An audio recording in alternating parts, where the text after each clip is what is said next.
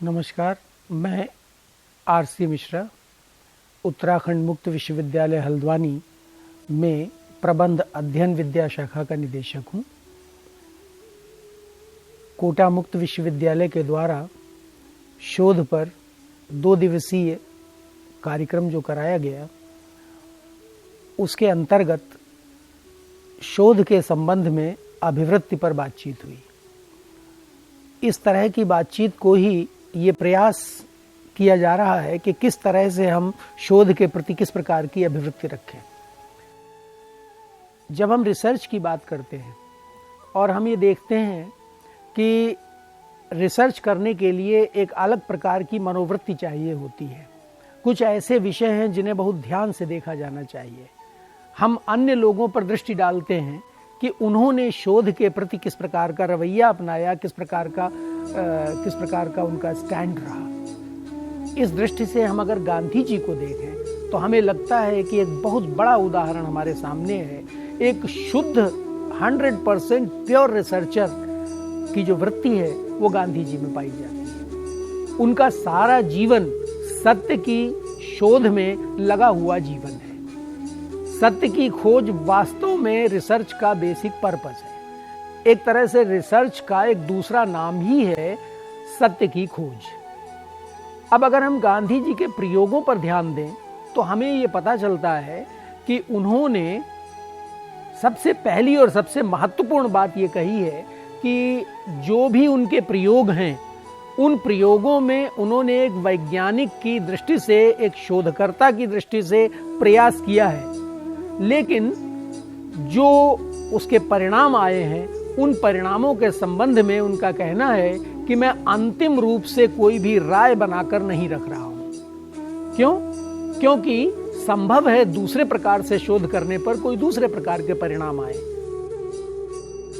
अब अगर गांधी जी की मेथोडोलॉजी पर ध्यान डाला जाए कि उन्होंने शोध के प्रति किस प्रकार की मेथोडोलॉजी का प्रयोग किया है, सबसे पहला प्रश्न और सबसे महत्वपूर्ण प्रश्न है चॉइस ऑफ प्रॉब्लम, कि किस विषय पर शोध किया जाए। जिस विषय पर शोध करने का प्रश्न है उसका चयन सबसे कठिन है।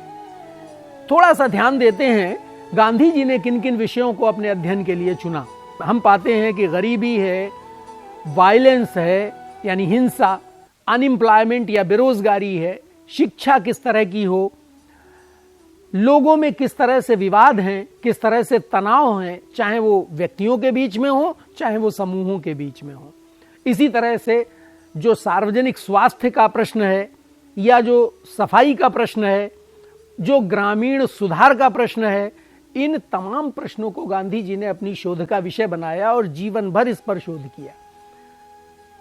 ठीक इसी तरह से हमें ये सीख मिलती है कि एक शोधार्थी के रूप में जब हम किसी विषय का चयन करें तो वह विषय सामाजिक रूप से रेलेवेंट हो, महत्वपूर्ण हो। ऐसा न हो कि हमारी शोध बिल्कुल बेकार हो, जिसका कोई प्रयोग न हो सके।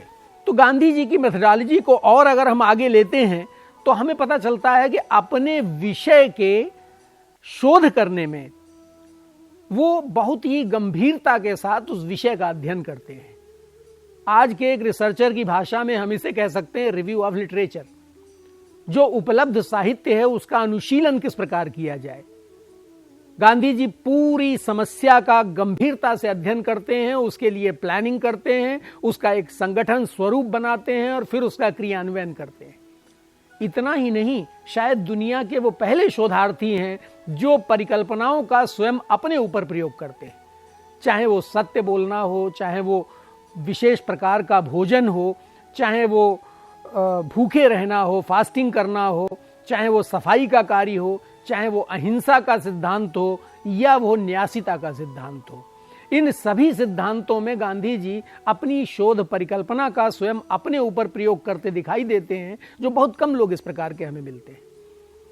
इसी के साथ साथ एक छोटे से में ही अगर हम अनुमान लगाना चाहें, एक इशारा सा ये है इस प्रकार का जो बातचीत की जा रही है इस समय, कि जो विवाद निस्तारण है, विवाद निस्तारण में हमें पाते हैं कि गांधी जी विवाद निस्तारण में एक बहुत महत्वपूर्ण शोधार्थी के रूप में हमारे सामने आते हैं।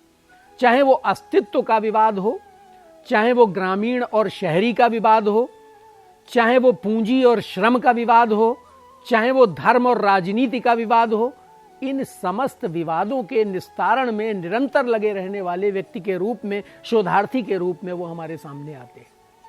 और इस प्रकार हमें भी इसी तरह से शोध कार्यों को करते समय इस प्रकार के सोशली रेलेवेंट सब्जेक्ट्स को लेने की आवश्यकता है।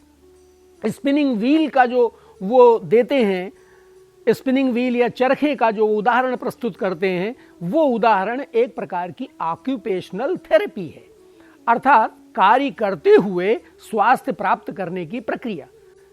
और आज के आधुनिक विज्ञान ने इसको स्वीकार कर लिया है कि ऑक्यूपेशनल थेरेपी का एक तरीका है।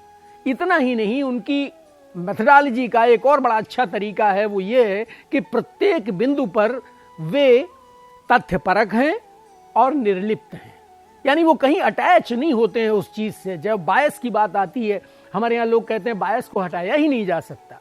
और गांधी जी एक उदाहरण प्रस्तुत करते, चाहे फास्टिंग हो, चाहे उनका कॉन्स्टिट्यूशन के प्रति सपोर्ट हो, या ब्रिटिश के प्रति उनका व्यवहार हो, या भारत छोड़ो जैसा आंदोलन हो, हर एक में आप पाते हैं कि एक तरफ तो वो सक्रिय रूप से उससे जुड़े हुए हैं और दूसरी तरफ जब उसका विरोध करने पर आते हैं तो उससे भी नहीं चूकते। कुल मिलाकर गांधी जी की पूरी दृष्टि जो शोध के बारे में है, अगर हम उसे देखें तो हमें कुछ बड़ी महत्वपूर्ण बातें मिलती हैं। सबसे पहली, अपने शोध कार्य के बारे में पूरी सतर्कता रखनी चाहिए, लेकिन कोई भी अंतिम वक्तव्य न दिया जाए कि मेरा ही शोध अंतिम है। वस्तुतः आपके शोध से और न जाने कितने शोधों को जन्म मिलेगा।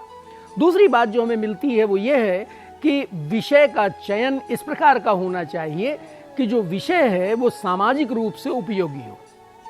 तीसरी बात है कि जब भी एक विषय का चयन कर लिया जाए, उसके बाद जो साहित्य का अनुशीलन है, जो सारी परिस्थितियों का अनुशीलन है, वो एक सही तरीके से, व्यापक तरीके से किया जाना चाहिए।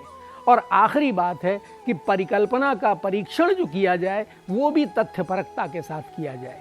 ये भी बड़ा इंपॉर्टेंट है, बड़ा महत्वपूर्ण है।